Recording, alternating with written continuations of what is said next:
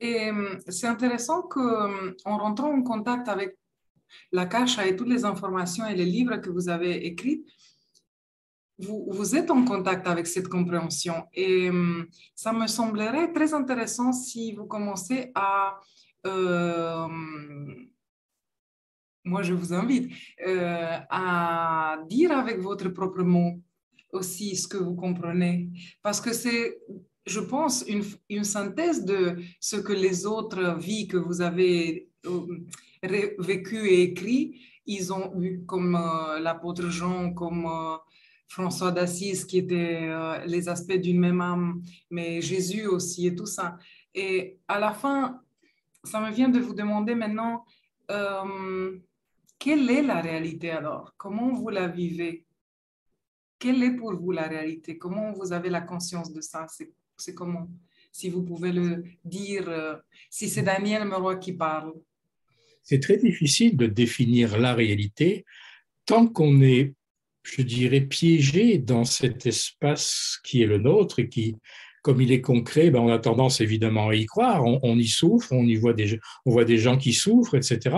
Et on se sent comme impuissant. Mais comment décrire la réalité qui est derrière celle-là? Parce que la souffrance, on ne va pas dire aux gens qui souffrent, on ne va pas leur dire, ben, c'est un rêve, c'est une illusion. Ça n'aurait pas de sens. Ce serait également un manque de compassion. On sait très bien que la souffrance existe et qu'on est piégé dans sa prison. Alors, comment dire qu'est-ce qui est vrai?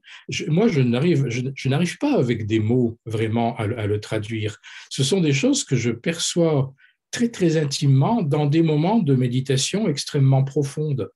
Mais vous savez, moi, je suis pas quelqu'un qui méditent. Il y a des gens qui méditent tous les jours, ils mettent une bougie sur leur table, ils mettent un peu d'encens, puis voilà, ils méditent et bon, chacun a sa propre façon de faire sa méditation.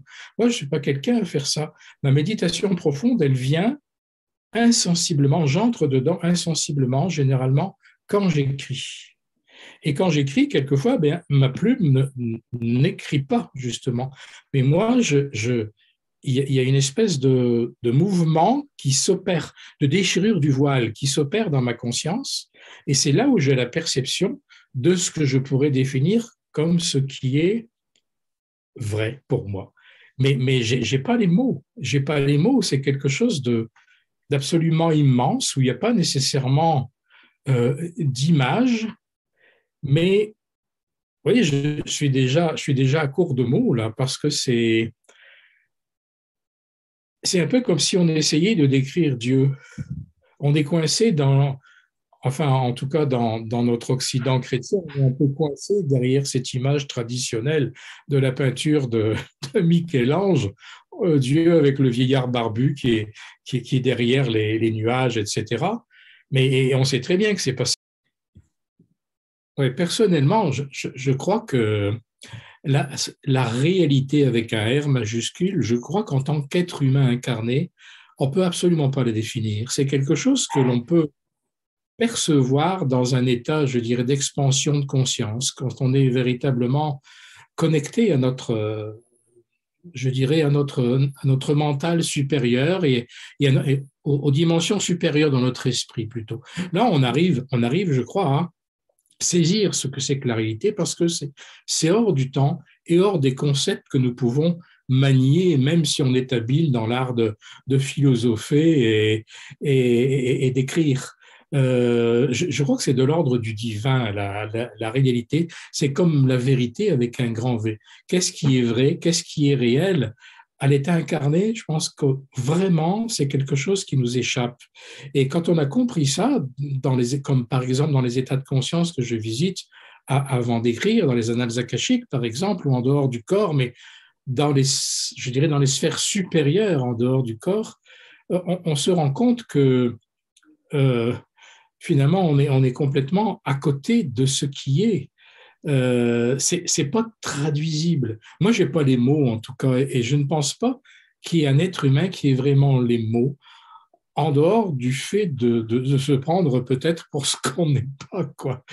Et ça frôle, je dirais, la vérité, la réalité, je crois que ça frôle je dirais, le sentiment de l'unité avec le tout, en termes d'amour, non pas en tant que concept mental, mais en termes d'amour. C'est pratiquement c'est l'état d'Advaita que je décris dans un de mes livres, qui est un sentiment d'unification avec tout, de la plus petite parcelle de ce qui est aux espaces infinis du cosmos. C'est dans cet état-là, je crois, qu'on perçoit cela dans un incroyable élan d'amour. Et en dehors de ça, je pense qu'on peut philosopher, on va faire du surplace, on peut suggérer, il faut suggérer. Il faut suggérer, c'est important de suggérer, mais toujours en prenant bien garde de ne pas enfermer quoi que ce soit dans une espèce de petit carré, petit rectangle. Il faut toujours pouvoir sortir de ceci, sortir de cela, sortir de nos repères habituels. Ça me vient vraiment de le formuler. Une chose que j'ai vu clair quand vous exprimez ça.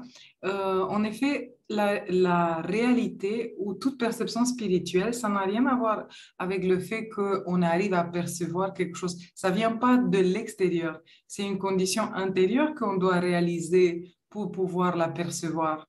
Alors, ce n'est pas quelqu'un qui va nous dire la chose ou qui va nous montrer ou que ça ne dépend pas de quelqu'un de l'extérieur de nous. Ça, il faut bien comprendre parce que tout le monde s'attend à une révélation qui vient de l'extérieur ou à un maître qui va lui... Mais non, c'est nous-mêmes, c'est en nous que ça doit s'ouvrir et ça s'ouvre en certaines conditions. J'ai l'impression que vous dites ça en beaucoup de livres. Jamais à l'idée de dire à quelqu'un ou en conférence ou sur un de mes livres, vous devez croire ce que je vous raconte. Parce que ça, c'est le commencement de l'enfermement, c'est le commencement du rétrécissement, du dessèchement de la conscience. C'est quelque chose d'impossible.